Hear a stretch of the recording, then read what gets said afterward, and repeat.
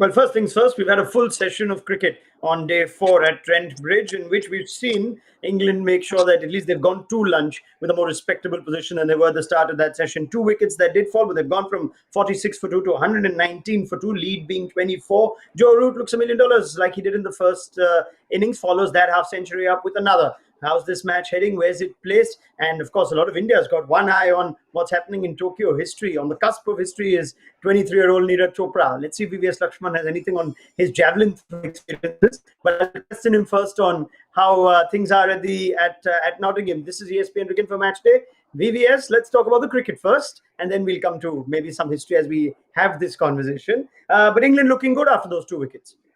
Yeah, firstly, I think I just hope that we win a gold. I think that's the most exciting. He shares my enthusiasm. That's what I wanted to see. That's something which I'm definitely.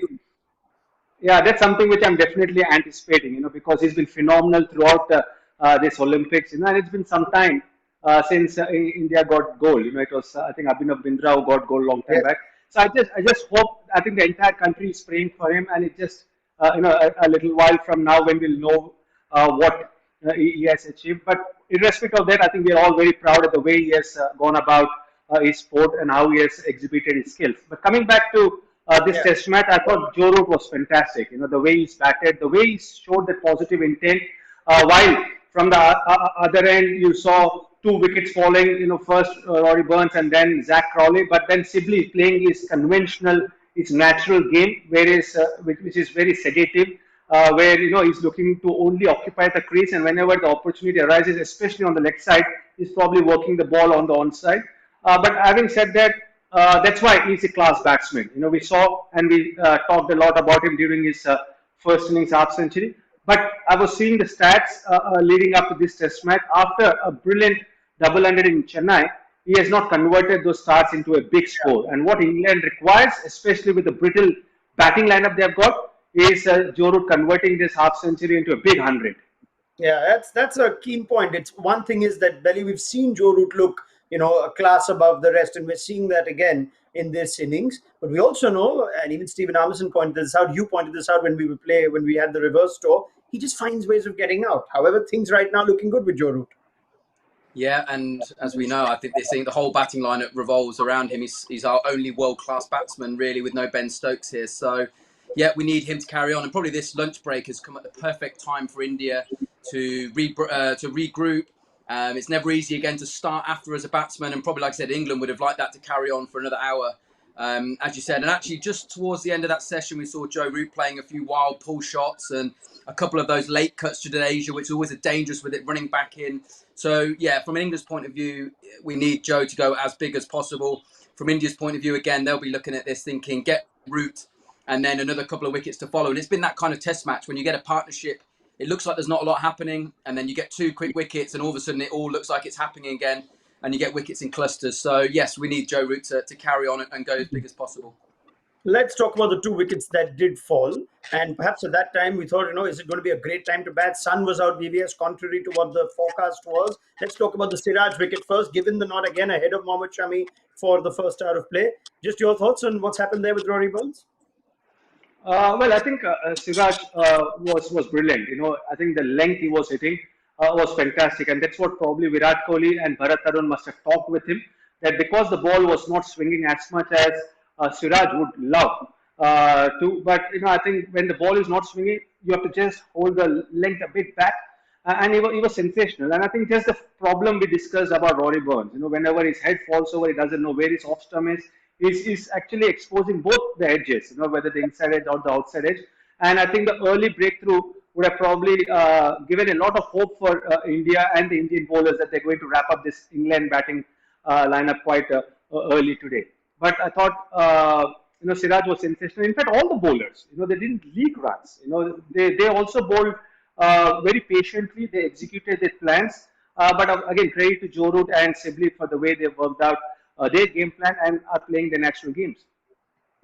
Thoughts on that, Belly? Rory Burns had runs against New Zealand, but before and after that seems to be under a bit of pressure. If you just look at how his performances have gone, seem to look good. Seem to have got that start today and then just nicked one off. What do you make of the wicket?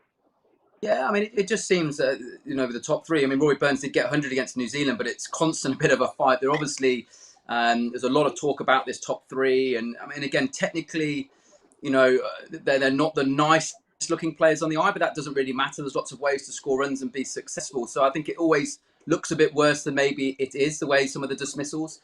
Look, he's a good player. But again, he's getting tested now. You are playing one of the best teams in the world right now, great bowling attack. So your technique is going to get exposed, especially in these conditions with the new ball in England. So, we need him to get back to scoring runs. He is a top player. And again, it's disappointing for him and for Crawley not to convert those starts. And that's what batting's all about, isn't it? I mean, you've got to, when you get on pitches like this, you've got to make it count because, again, there's always a good ball with your name on it at some point. I'm going to just pause the conversation on the test match right now, because at 39 minutes past 5 p.m. on the 7th of August, 2021, in a country that's obsessed with cricket, as we have been for years, covering cricket and giving you the best conversation we can, we have to pause and appreciate the history that has been created in Tokyo just a few seconds back, where 23-year-old Neeraj Chopra, VVS Laxman, you have been a sportsman, you've represented this country all your life, you have now witnessed, along with me and the rest of the nation. Can you just give me the result, please? Did he win the gold or not? Gold, Laxman, he's won gold. How good, Belly, I hope you appreciate how big this is for us. Great Britain wins a lot. And it's not just gold. We've seen gold in hockey. We've seen just one individual gold in shooting in 2008 by Abhinav Bindra. We are seeing gold in a track and field event, something which we've never achieved before. Amazing. That's just your reaction. I mean, fantastic. As I said earlier, he's been a sensational athlete. And I think you were talking to Belly before the show started that not many athletes in India take up javelin throw, very rare. And for him to compete against the best and the manner he has done that, hats off to him for the killer instinct, for the preparation he must have done prior to the Olympics, because he was in excellent form in all the tournaments leading to the Olympics. But also we have to give credit to the support system and all the coaches who have helped him to enhance his talent. And first, his parents and his well-wishers who probably motivated him to take up the sport. But the whole country is really proud of this achievement. It's a phenomenal achievement. Like we've spoken about hockey, both the men and women's hockey team yesterday. I just hope that a lot of young athletes take up this sport and get laurels to the country. We are all very, very proud of his achievement. Yeah, Belly, just to appreciate it. We've seen goals in hockey. We came close to goals in badminton singles in the past, in wrestling. But these are sports that are played a lot more, in our part of the world. Even from what you've seen, javelin throws, we were watching in the finals. Now the Europeans are known to boss it. And Neeraj Chopra hasn't just won, he bossed it. The first two throws he made, I think, were already the highest throws of the night. So this is a guy who's bossed his finals. This is some achievement. You ever thrown a javelin before? No, that's certainly not my event, that is for sure. But I mean, at the age of 23 as well, that's another Olympics in him as well, isn't it? So for someone so young as well, under pressure on the big stage, hopefully that's just the start of could be another one in another Olympics as well. Yeah, Paris in just 3 years' time. Suddenly the Olympics don't have a 4-year gap; they've got a 3-year gap.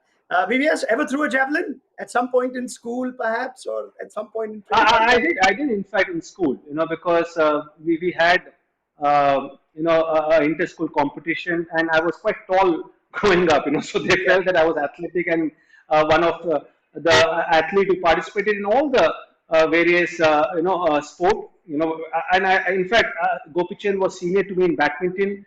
So I used to represent my school in badminton, table tennis, and then cricket, obviously. But javelin, just that inter-school competition. Probably it was a forced event for me because I was part of the the school cricket team, and I was an athlete. And the physical director of the school thought that someone has to represent the school in that event, and it was me. Yeah, well done. I hope they put cricket in the Olympics at some point. If you were to put a vote for that, that'll give India more chances of gold. You happy with cricket in the Olympics someday? Yeah, that would be awesome. A T20 in the Olympics would be amazing, wouldn't it? Yeah, it would be awesome to see cricket on that platform as well. Would be fantastic. Yeah, would it be a T20 or would it be the 100 or something else? Some other. Get that debate going. Please, let us not even get into the discussion, please. A little bit less time as well, isn't it? So yeah, it's good discussion. I like that, Ronak. Just drop that in. Yeah, why not? Why not? All right. If you're following the Birmingham Phoenix, then you can follow Ian Bell as well there at the 100. But this has been, terrific sort of step aside from the Test match. Yes, we've got a cricket match to talk about. This is ESPN Cricket for Match Day. But what an achievement in sport. I'm sure it'll be covered on ESPN.in as well. So head over there for all the latest as Neeraj Chopra creates history in Tokyo. Let's get back to the Test match, shall we? Take a breath, calm down. We've discussed the Rory Burns wicket. Following that was Zach Crawley. Let's run through that one. Bumrah seems to make things happen. So clearly, Laxman, he's put that slight, you could say, patch of form, which didn't seem at his best behind him. Looks like he can get a wicket even when conditions are unhelpful. What happened during the Crawley wicket? I think that was a feature of a delivery, to get the outside of Crawley. It was not just like the way Virat Kohli or Pujara got out from Jimmy Anderson's delivery, but I thought the ball angled in and then just held his line, and Crawley was forced to play the delivery, and I think it was a fantastic delivery. And this is a natural length of Jasprit Bumrah, the length which is very, very comfortable to bowl and is so repetitive as far as executing that length is concerned. But fantastic to see Jasprit Bumrah based on the conditions. When the ball is not moving in the air, the best he can do is just to again pull back the length and hit the deck. And with his wrist position and with the pace, he gets off the wicket. And that's the biggest change I've seen in Jasprit Bumrah's bowling in this Test match.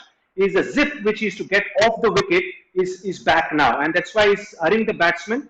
And it was a great delivery for a newcomer. Belly, thoughts on that one? Could Crawley have done anything more about it? Look, I think that's where you want to challenge him early. I think he's a fine young player. I think we saw him get a magnificent double 100 against Pakistan, him at his best. And he's a real stroke player. But if there's one area at the moment where he's just got to improve, is one early in his innings, that defence, tight round that fourth stump. But VVS described it amazing. It was a good ball to get up front, but that is an area, that fourth stump, defending sometimes to cover and just getting his bat in the channel. But I think there's a Test match batsman in there, just under a little bit of pressure now. And we'll need a little bit of support, I reckon, around him with the England environment. But yeah, hats off to Bumrah there, and just the bowling was top notch. And it's I think again looking at this England batting now, is what India have to keep doing now, is knowing that as soon as a new batsman comes in, that can happen, and we've seen it all the way through the Test match. All right, so where are we heading then? Before perhaps we go there, perhaps a word of appreciation on Dom Sibley, who just continue to do Dom Sibley things. He somehow gets put into that conversation, Belly, of the top three that continue to be brittle or fragile. But somewhere Dom Sibley puts in contributions, if not runs, at times, isn't he? He does. I mean, one of his strengths and the reason why he got picked was he can bat long periods of time. We've seen it in county cricket. He leaves the ball generally very well, and as I said, he can bat long periods of time. That's probably his strength overall. That he can, like I said, and with that England middle order, with the stroke players of Root, and if you have a Stokes, if you can get a platform, more often than not, you're going to score enough runs in the first innings to win Test matches. But I think for his development over time, it's how would you put pressure back on the bowler? You can't just play one way and just survive and look on defence. You have to put pressure back on. That's his development going forward. But a lovely little supporting role to Joe Root today, because Joe needed a partnership, needed somebody to bat with him, and we need that going forward now for the next session, just to hang in there, take as much time out of this game as possible. Leeds 24, VVS. You think that wicket of Joe Root could be big, or when that wicket comes, could decide where this match is heading? How should India start after lunch? All right, I think VVS is off to watch Neeraj Chopra in celebration. So I'm going to go back celebrations. To Ian Bell, shall I? But let's at the same time. I saw another conversation I'd like to have with Ian Bell. There's forecast. The forecast is for a bit of bad weather the rest of the evening as we go towards the evening. The extended sessions begin now, Belly. Sessions 2 and 3. And I saw a tweet of Nasser Hussain a bit earlier today, wondering why we can't start earlier when there seems to be more sunshine, weather seems better. Why is it in England that we can't start that half an hour earlier and try and make up those overs rather than extend sessions where there could be poor light or intermittent weather?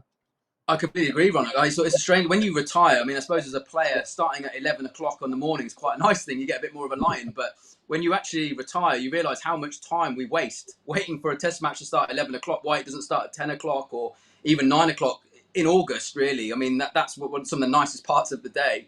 But yeah, it's an interesting one. That probably, the fact that you could start 10:30 or 10 o'clock if you've lost time is better way round than leaving it till the end of the day where rain might come and affect the game later on. At least you've got 2 chances of extending the day if you start earlier. Yeah, food for thought for DCB, I guess, and something that former cricketers are expressing as well. So there you have it. BVS, you're back. Great. I thought you're already off to join in the Tokyo celebrations. Don't leave without me. I want to go as well. I was just discussing with Belly though that the point that Nasser Hussain tweeted a little earlier. We have some intermittent weather coming in later today, but play seems to only be extended in England in the second and third session, where light could again come in or rain could come in. He made a good point, Nasser Hussain, saying, why can't you extend and start earlier? Ian Bell says, so you can. Something for England Cricket Board to consider, just to start earlier to make up overs? Yeah, absolutely. You can in fact start at 10:30 in the morning because if at all you can do it is in England. Because it's the sunrise is early morning or 4 morning. So I think you can definitely have a full day's play. And you can cover up for all the lost time. And there have been times when, in fact, in England, the test match started at 10:30. I played a couple of series when the test match instead of 11 o'clock started at 10:30. So you always advance the time. The important thing which we discussed on the first series, we want the also the viewers who are watching this test series, to go up overs. All right, I think we've got a little trouble on connectivity there, but let's get back to this conversation in a couple of hours' time. There's an extended session. Join us again for ESPN Cricket for Match Day, and we'll see where this test match stands. I think a lot depends on Joe Root. Let's see if he can bat through another session. That's England's best chance. India looking to force the issue, knowing that there is weather around, and they're still, you could say, in some sort of advantageous position. It's been a historic show in many ways. It's not just any lunchtime show on ESPN Cricket for Match Day, and of course, we'll now move our attention to the celebrations in Tokyo for the Indian contingent. We'll see you again at tea for the chat on cricket.